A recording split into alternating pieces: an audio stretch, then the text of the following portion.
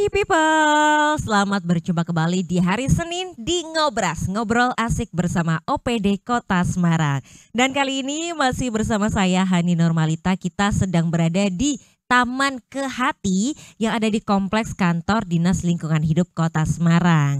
Kenapa kita ada di sini? Karena kali ini kita mau ngebahas tentang salah satu lomba yang kemarin sudah diadakan oleh DLH dan hasilnya itu bagus-bagus banget, keren sekali ya, apalagi dalam tujuannya untuk bisa melestarikan lingkungan. Nah, untuk membahasnya secara lebih komplit lagi ya, kita sudah menghadirkan narasumber kita kali ini adalah Kepala Bidang Pengendalian Pencemaran dan Konservasi Lingkungan Hidup, Dr. Lingkungan Safrinal Sofaniadi STMSI. Selamat pagi Pak Safrinal. Selamat pagi Mbak. Sehat Bapak? Alhamdulillah, semangat. Oke. Nah, ini kalau kita ngomongin soal lampah kita, lomba kelola sampah di lingkungan kita, betul ya Pak? Betul Mbak. Ya. Ini adalah salah satu lomba yang kemarin sudah diumumkan para Ya. pemenang-pemenangnya, dan juga kalau dilihat ternyata inovasinya dari masyarakat itu luar biasa ya. Betul ya. Ketika dikasih apresiasi seperti ini ya, akhirnya kelihatan juga nih mana yang memang mereka itu sadar akan kelestarian lingkungan ya. Betul. Tapi sebelum kita mengetahui, diulas kembali tentang siapa pemenangnya dan lain sebagainya, boleh diceritakan terlebih dahulu Pak, bagaimana latar belakang dari acara atau lomba ini? Ya, baik, terima kasih Mbak Ani dan teman-teman semua. Selamat pagi, salam sejahtera buat kita semua. Assalamualaikum warahmatullahi wabarakatuh. Jadi kegiatan tentang lomba lampah kita memang diinisiasi oleh Ibu Wali Kota kita terkait dengan sampah di Kota Semarang yang semakin hari semakin menumpuk. Kemudian waktu itu Ibu kita concern terhadap sampah. Kira-kira gimana ya ngelola kalau sampah dibiarin, kan kita lihat sendiri di TPA Jatibarang ketinggiannya sudah sekitar 10 meter, 15 meter tingginya itu Mbak.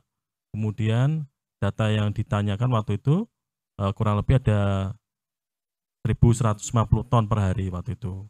Kemudian sudah ada kegiatan di sana, akhirnya Ibu, kenapa tidak kalau hanya ditumpuk-tumpuk kan otomatis kan akan meninggi. Suatu saat overload terus sudah tutup. Nah itu yang jadi perhatian Ibu Wali Kota kita, kemudian menyampaikan hal itu kepada pimpinan kita, kepada DLH, kemudian kepada DLH melakukan rapat dengan jajaran. Akhirnya kita memberikan masukan kepada Ibu Wali kalau kaitannya pengolahan sampah memang harus dari hulu. Tidak bisa kita langsung ditumpuk aja. Jadi mulai dari hulu, dari masyarakat terkecil itu untuk mulai memilah sampah. Nah, akhirnya disitulah kita memunculkan, oke kalau gitu yuk kita lomba ini bukan hanya sekedar untuk lomba mencari yang terbaik, tapi bagaimana menyadarkan masyarakat, ayo kita mulai memikirkan, mulai mengelola sampah dari lingkungan kita. Jadi dari rumah itu mulai dari kita belanja, kita makan, terus dipilah dan sebagainya dari rumah. Jadi itu yang gagasan awalnya dari nanti bagaimana pengolahan itu nanti sehingga di TPA itu sudah terjadi pengurangan itu, sehingga tidak menumpuk seperti saat ini yang terus bertambah gitu Mbak. Gitu Mbak. Oke, jadi ternyata ini inisiasi dari Ibu Wali Kota kita ya, betul, Ibu Ita, luar biasa karena melihat problematika di masyarakat, salah satunya tentang sampah begitu ya. Jadi biar enggak dibuang terus kemudian ya udah numpuk aja di TPA Jatibarang, ini harus diolah begitu ya. Dan selanjutnya kalau kita kasih tahu dulu nih sama e-people ya tentang seperti apa sih lomba ini, kita akan berikan videonya, mari disimak, ini dia. Lomba Lampah Kita 2023 meliputi pengelolaan sampah,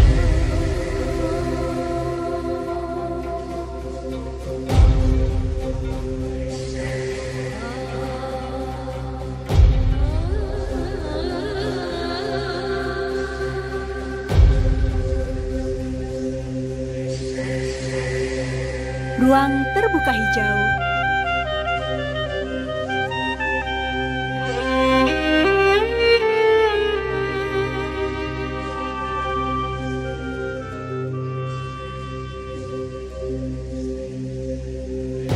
konservasi air,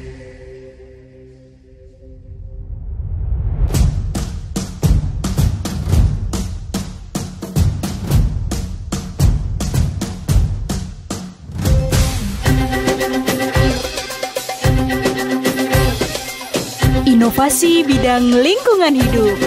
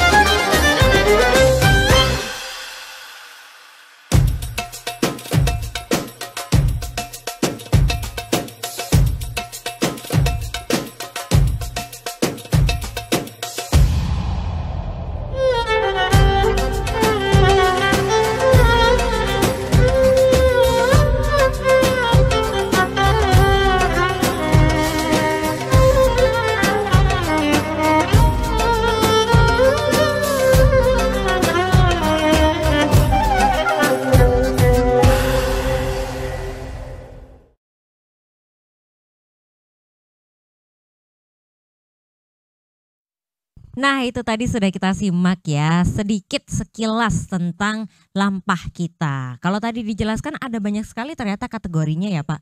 Tadi kalau misalnya di awal sudah disampaikan oleh Pak Safrinal bahwa ya ini berasal dari kepedulian kita, kekhawatiran kita tentang masalah sampah, kemudian dihadirkanlah lomba lampah kita. Betul. Ini berarti kategorinya ada apa saja, kemudian yang mengikuti siapa saja dan berapa Pak yang menjadi peserta, kemudian akhirnya terpilih berapa? Ya, jadi kemarin waktu kita mengusulkan ada lomba itu, kemudian Ibu Wali menyarankan ada kategorinya, tidak bisa langsung jadikan satu seluruh kota Semarang. Akhirnya dijadikan beberapa kategori. Jadi pertama kategorinya adalah masyarakat. Jadi kita awalnya memang ingin melihat sih sejauh mana masyarakat itu mengolah sampah dan bagaimana kita menyadarkan masyarakat kan pengolahan sampah di tingkat hulu tadi di masyarakat itu sendiri. Kemudian ada di pendidikan. Jadi ini juga penting karena kita membangun kesadaran kebersihan itu juga ketika di pendidikan mulai SD, SMP, bahkan SMA sederajat. Jadi ada yang SMK, kemudian MI dan sebagainya itu juga kita undang untuk ikut acara lomba ini. Kemudian ada juga kantor, perusahaan, bahkan kawasan industri kita informasikan untuk ikut terlibat dalam lomba ini. Yang keempat kemudian itu ada pelayanan umum. Pelayanan umum waktu itu adalah pasar, karena Ibu Wali melihat bahwa di pasar itu ada pengolahan sampahnya tuh khas ya, maksudnya pengelolaannya nanti seperti apa itu sendiri.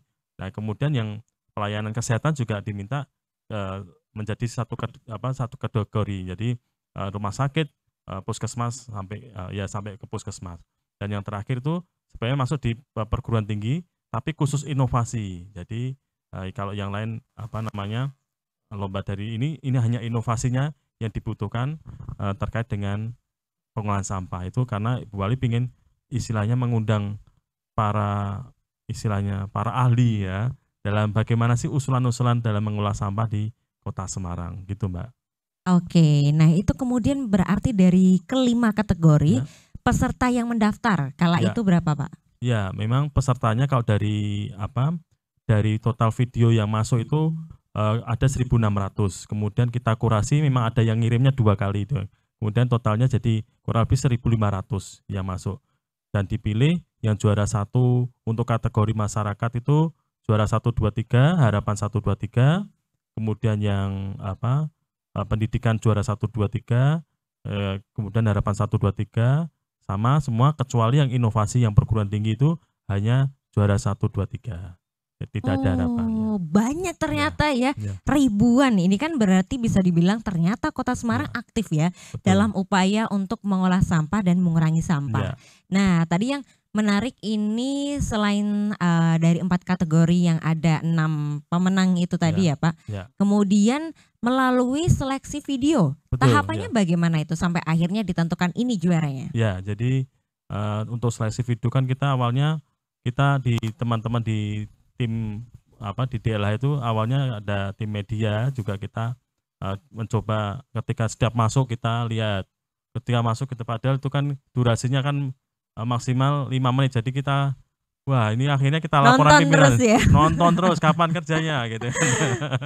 Akhirnya kita usul kepada pimpinan kita minta support untuk tenaga karena kalau hanya dari kita kemungkinan kita akan kesulitan, akhirnya dibagi per OPT. Jadi kita ada 4 OPT 1, 2, 3, 4 tuh OPT wilayah-wilayah pengolahan sampah di Semarang itu mereka mensupport. Jadi OPT 1 nanti wilayahnya, jadi yang video yang masuk disesuaikan kecamatannya Mbak. Nah nanti wilayah itu nanti mereka ada yang menilai sendiri. Wilayah ini nanti jadi gitu. Jadi kita dibantu. Nanti kita menerima nanti dari sekian dari yang terbaik baru 10 besar. Nanti ada tim lagi yang akan menyeleksi sampai akhirnya terpilih hanya 6 yang kita ajukan ke tim juri. Tim jurinya itu yang dari akademisi profesor itu, kemudian ada praktisi. Kemudian ada juga beberapa kepala dinas yang terkait, misalkan ada dari dari Bapeda, ada dari Dinas Kesehatan, kemudian dari Kominfo juga ada karena kaitannya dengan inovasi tadi dan sebagainya. Itu jadi sampai kita peras hanya ada 6 sehingga pemilihan juara 1, 2, 3, harapan 1, 2, 3. Oke, ternyata memang di zaman sekarang ini semua nggak harus secara administrasi harus pakai tertulis segala macam. Kita sudah bisa menggunakan video begitu ya Pak untuk memperlihatkan seperti apa sih proses yang terjadi di lapangan, kemudian realnya tempatnya seperti apa sebelum nanti masuk ke tahap penilaian selanjutnya. Yang menariknya kan penilaian yang terakhir Mbak, yang 6 itu ada tim kita yang ke lapangan. Oh, verifikasi secara langsung. Istilahnya hibrid. Jadi kita ada yang tim jurinya profesor kan nggak mungkin nih ke lapangan muter.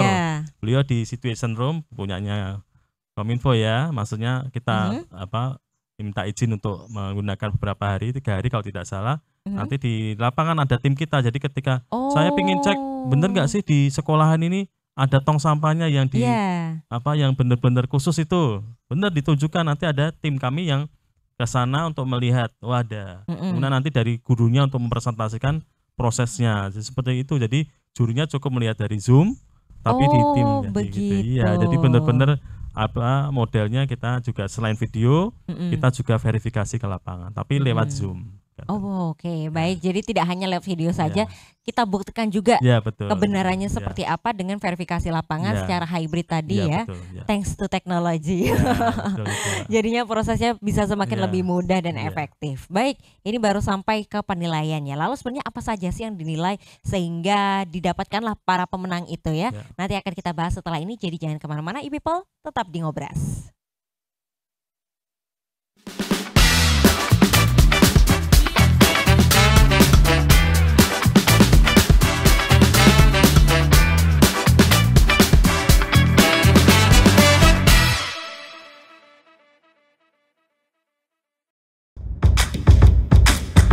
Pemerintah Kota Semarang menyajikan sederetan program berkualitas yang tidak hanya menghibur, namun juga menyajikan informasi penuh inspirasi. Ngobrol bersama OPD Kota Semarang, membahas seputar informasi aktual Kota Semarang. Ngobras, ngobrol asik, hadir setiap Senin jam 3 sore. Ngobrol santai, menyajikan berbagai kisah penuh inspirasi. Ngopi, ngobrol inspirasi, setiap Selasa jam 12 siang. Program seputar UMKM Kota Semarang, mengupas tuntas strategi bisnis dan pencapaian. Ini Usahaku, setiap Kamis jam 9 pagi. Menjelajahi setiap sudut Kota Semarang, mengulas sejarah dan kisah lintas generasi. Jelajah Semarang, setiap Jumat jam 9 pagi. Mereview berbagai olahan makanan Semarang, mengulik kenikmatan kuliner Semarang. Kulineran, kulik jajanan Semarang, setiap Sabtu jam 9 pagi. mengeksplorasi potensi dan keunikan setiap kelurahan di Kota Semarang. Plesiran, perjalanan eksplorasi kelurahan Kota Semarang. Tayang di hari Minggu jam 9 pagi. Saksikan hanya di channel YouTube Semarang Pemkot.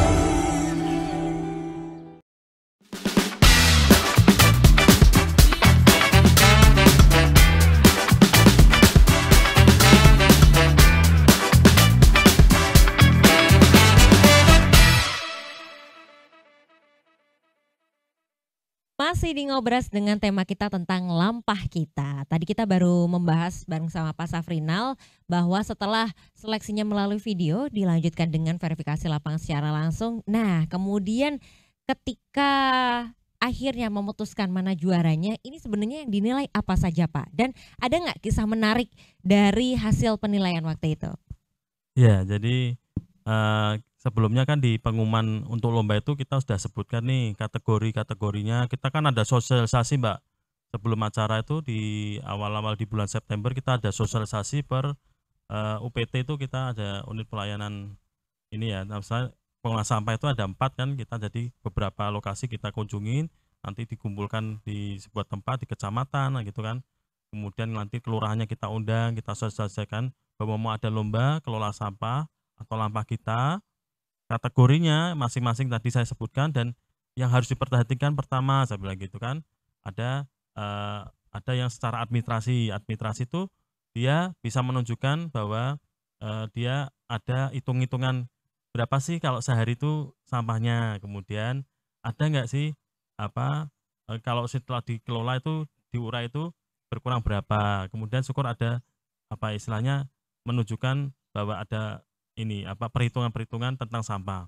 Yang kedua itu teknis. Teknis itu mulai dari bagaimana proses pengolahan sampahnya. Sampahnya dikelola seperti apa, kemudian alurnya seperti apa. Kemudian ini yang menarik, kita selain sampah kita juga ada penilaian tentang ruang terbuka hijaunya.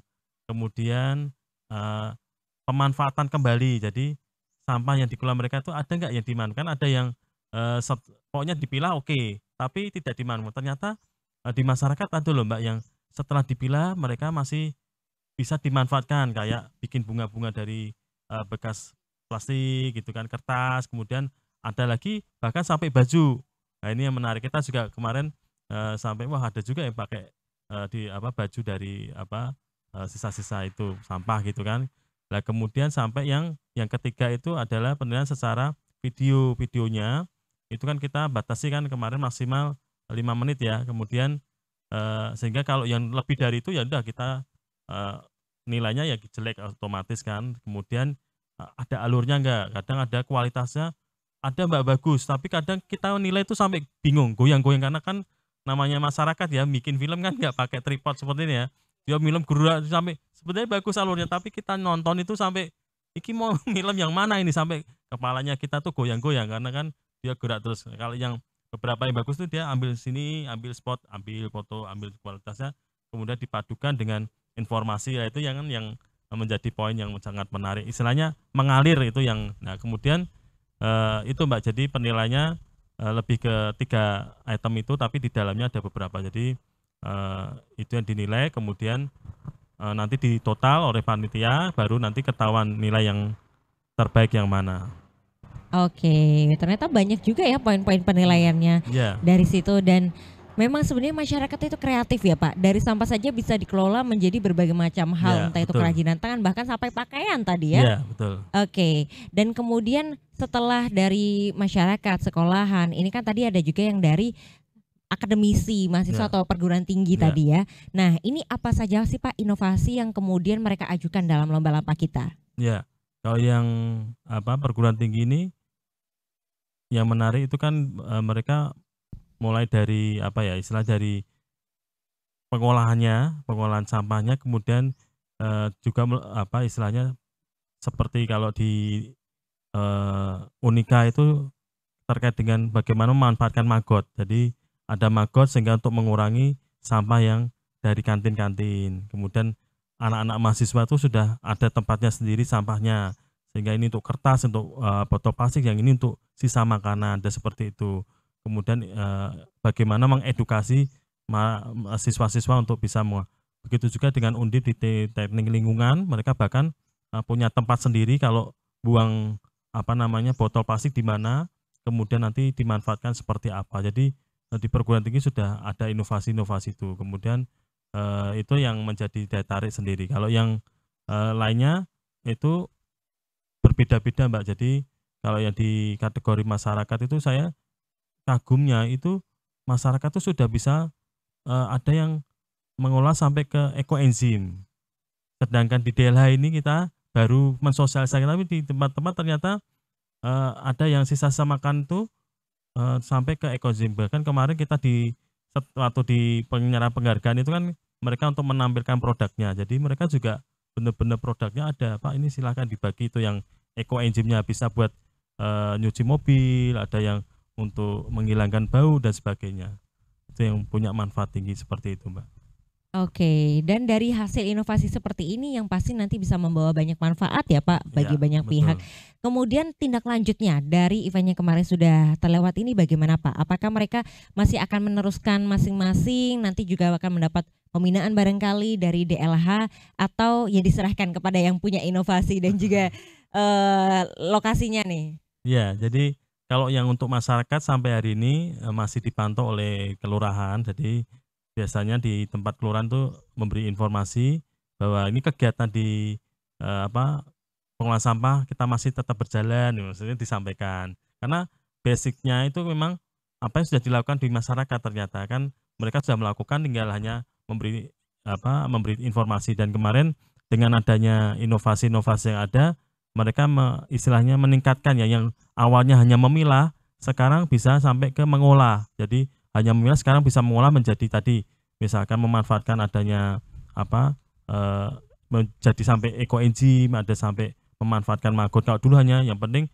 kertas, plastik dipilah, sekarang enggak, ada yang informasinya sudah sampai, bahkan kemarin sudah ketemu beberapa sudah minta, Pak, kita udah mulai mau ngurusi maggot loh Pak, gitu, nanti minta bantuannya. Oke, jadi ya DLH ini nanti yang link and match kan. Jadi kayak kemarin maggotnya sudah, tapi setelah ini mau diapakan, nah seperti itu kemarin ya. Kita nanti pertemukan, kita kan ada komunitas yang maggot seperti itu Mbak. Jadi insya Allah tetap jalan Mbak. Kalau di perusahaan-perusahaan itu malah sudah jalan.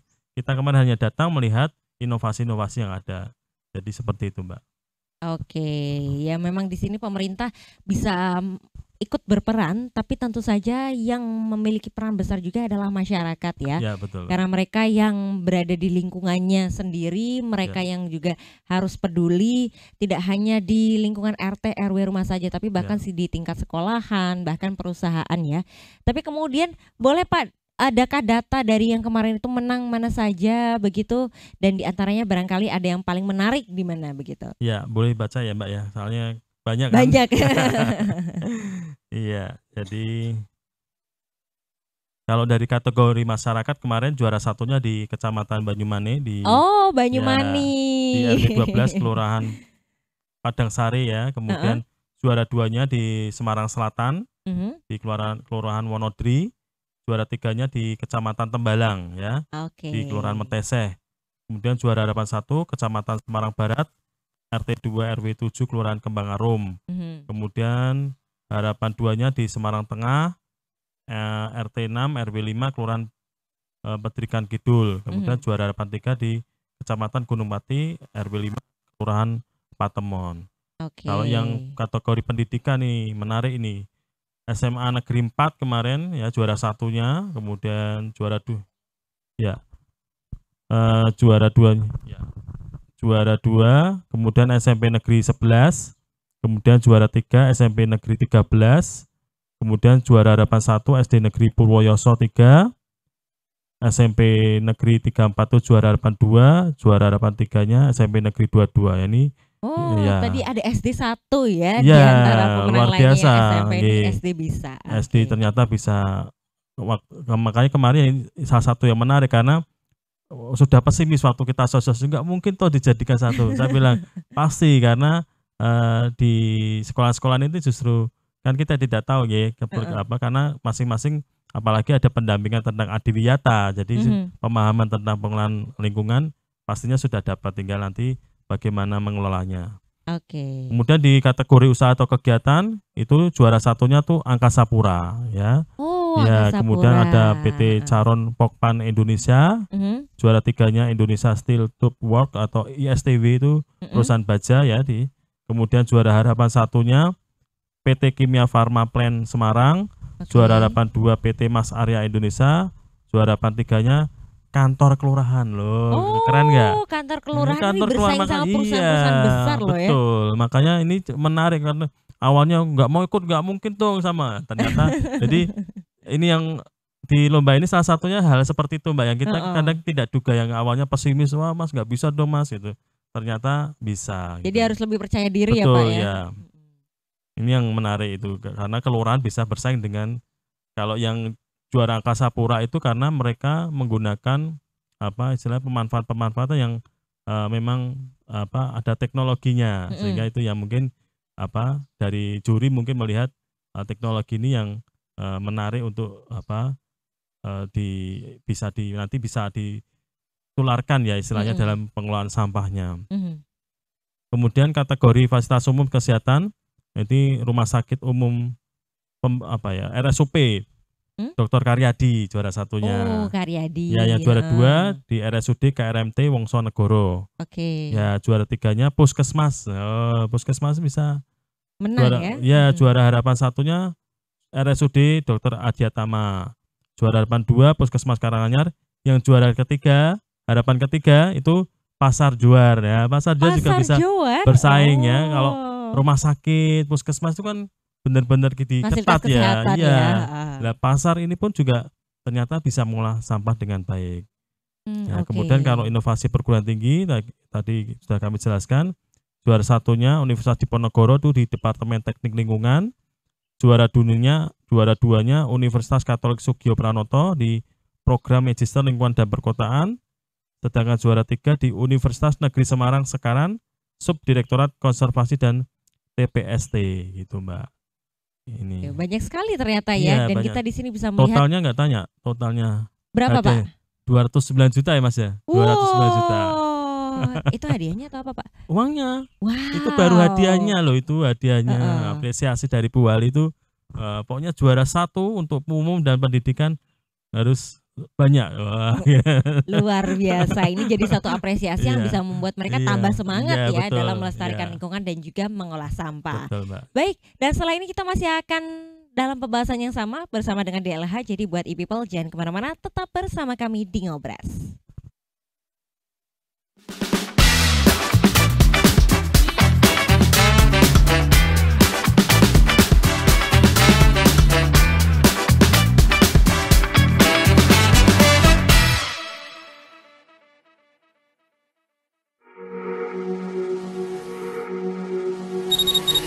Don't lie, I know you've been thinking it.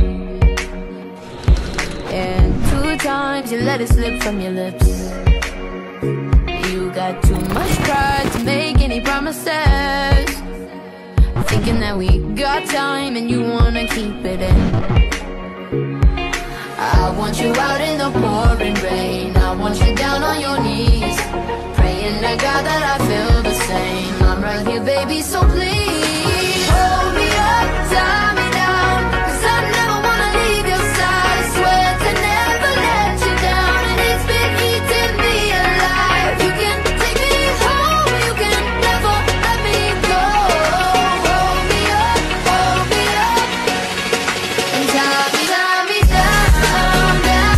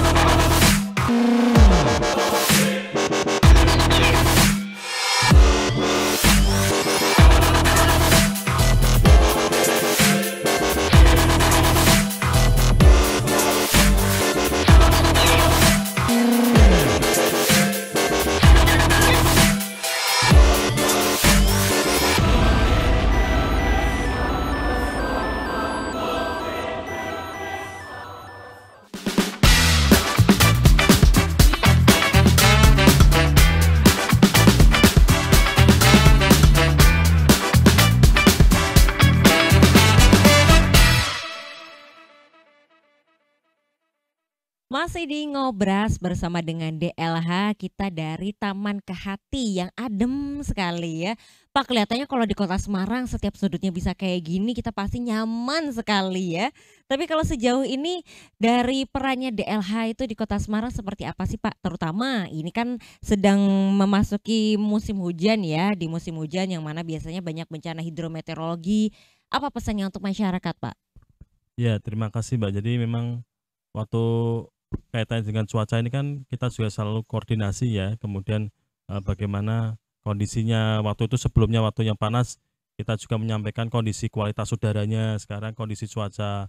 Nah ini memang di akhir-akhir tahun kan curah hujan akan semakin tinggi sehingga kita harus berhati-hati, terutama kita selalu mengingatkan kepada warga masyarakat terkait dengan ini apa namanya sampah ya, jangan dibuang sampah, jangan membuang sampah itu di sembarangan tempat, khususnya di saluran-saluran drainase. Karena apa? Karena kalau pas saat musim hujan seperti ini saluran-saluran tersumbat sehingga kalau airnya meluap ke jalan yang akhirnya yang disalahkan pemerintah kembali karena kok airnya sampai di jalan ini dan sebagai padahal ketika kita dicek ternyata itu tumpukan-tumpukan sampah. Kemarin seperti juga ada kasus kejadian ternyata ada sampah-sampah. Kemudian jadi DLH saat ini juga menghimbau agar masyarakat mari jangan membuang sampah di sembarang tempat, khususnya di drainase, saluran-saluran air. Yang kedua adalah kepedulian tadi pemilahan sampah ya mulai. Nah kemudian di DLH juga saat ini Mbak terus di setiap saat itu bersih-bersih kota. Bahkan sekarang ada di setiap beberapa titik itu kita cek di saluran-saluran drainase pun nanti kita koordinasi dengan Dinas Pekerjaan Umum. Biasanya kalau ini ada di saluran seperti ini, tapi kalau masih bisa kita tangani oleh DLH gitu. Jadi memang kita selalu ini antara PU dengan DLH kadang kalau musim penghujan ini saling koordinasi seperti kemarin di daerah Geno misalkan itu kan ya DLH juga dengan PU mengambil enceng gondoknya untuk segera dibersihkan biar saluran drainasenya lancar kembali seperti itu Mbak. Oke, jadi memang di musim-musim seperti ini PR-nya DLH jadi makin banyak ya, Pak? Iya.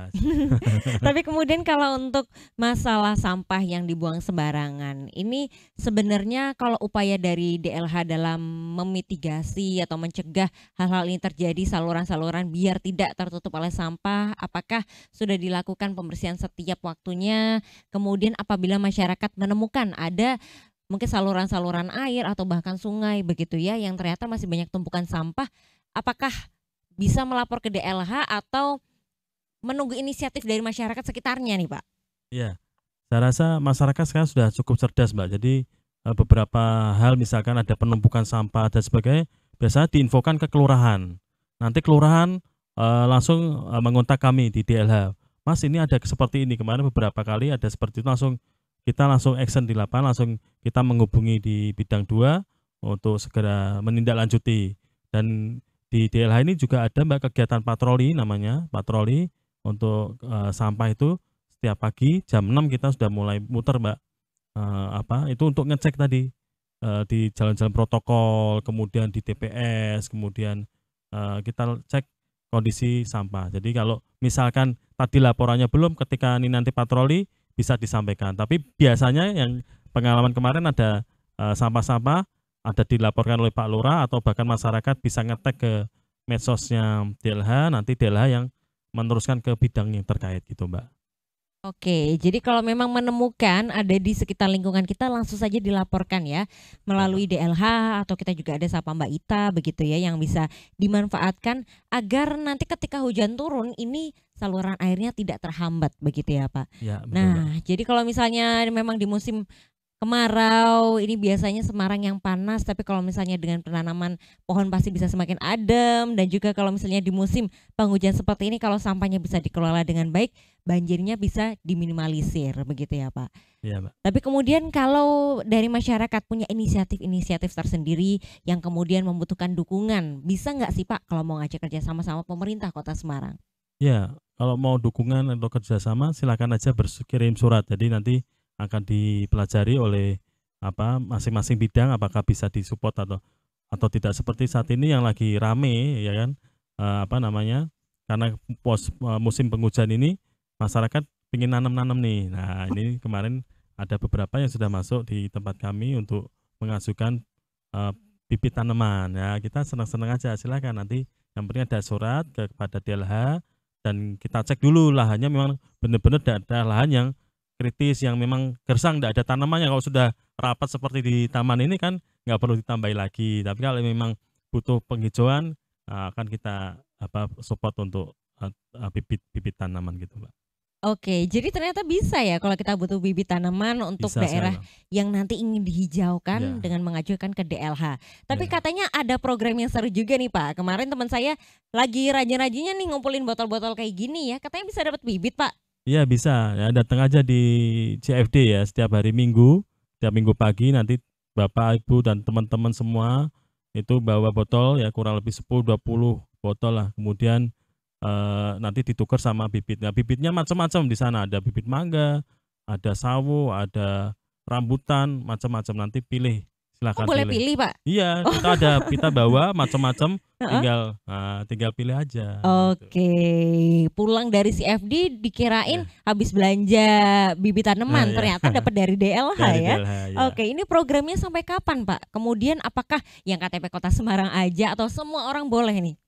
Ya ini semua orang boleh karena ini adalah sebuah kegiatan untuk menginisiasi bahwa gimana jangan buang sampah sembarangan, bahwa sampah Anda itu bermanfaat. Jadi botol-botol itu ketika ditukar ke DLH itu sangat bermanfaat karena kita ada bidang 4 yang bekerja sama dengan bank-bank sampah yang mereka sangat membutuhkan botol-botol tersebut.